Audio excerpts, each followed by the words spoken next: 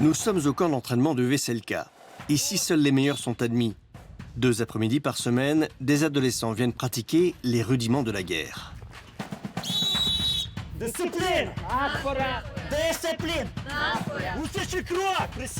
Bienvenue dans le programme Djoura. La journée démarre par quelques exercices physiques. Mais aussi simulation de combat, avec dans un premier temps des armes factices. Ces adolescents se déplacent comme de vrais professionnels, comme des adultes qui seraient passés à côté d'une partie de leur jeunesse. L'enfance pendant la guerre, on ne sait pas ce que c'est, mais il faut se préparer.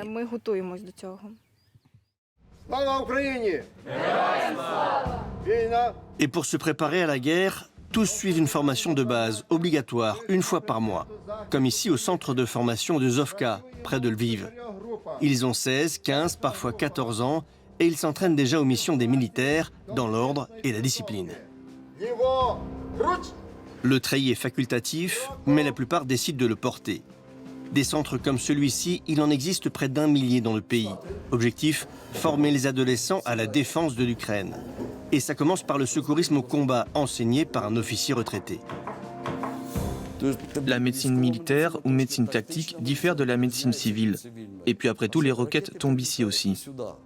Manipulation du tourniquet pour arrêter les hémorragies, bouche à bouche, massage cardiaque. Ces collégiens savent déjà tout faire. Quand est-ce qu'on arrête? Quand il y a un danger, par exemple. Tout peut arriver à n'importe qui, n'importe où, et nous devons nous y préparer.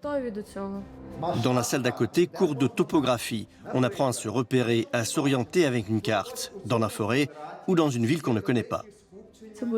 Les coordonnées sont 10, 53, arrobase, 4. Nous étudions l'échelle des cartes, les routes, comment se rendre à tel endroit, si par exemple nous devons retrouver quelqu'un ou quelque chose. Ici, on apprend à piloter un drone, rien que ça. Un enseignement capital selon Victor, lui aussi militaire retraité. Nous sommes aujourd'hui confrontés à une situation de guerre, où les technologies de pointe, les drones et plus encore, sont fréquemment utilisées. Former les étudiants et leur apprendre à piloter des drones est donc, à mon avis, une priorité.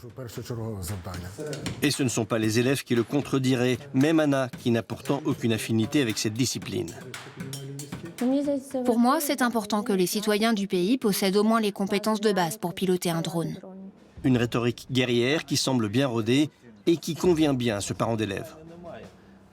Je suis très heureux que de tels centres existent, car grâce à eux, mes enfants, dès leur sortie de l'école, sont déjà des patriotes ukrainiens convaincus. Retour au camp de Veselka. C'est l'heure de la séance de tir. Carabine à plomb, couché, 10 mètres. Solomia, la chef de groupe, fait partie des meilleurs. Alors, Solomia, ici 9 et là 9.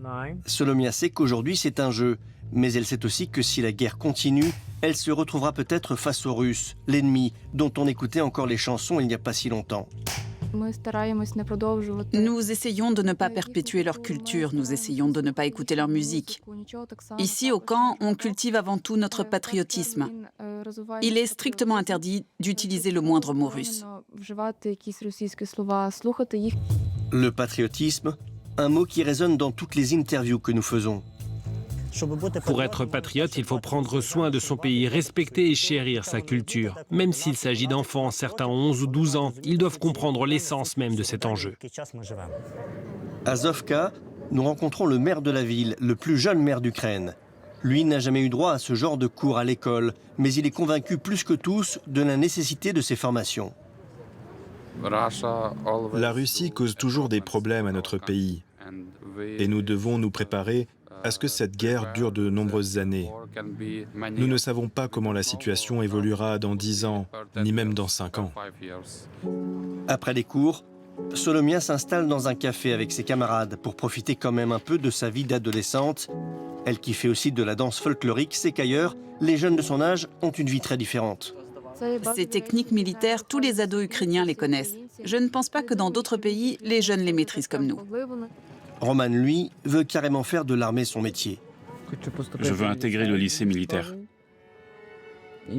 puis défendre mon pays. Bien sûr, tous ne rejoindront pas la troupe.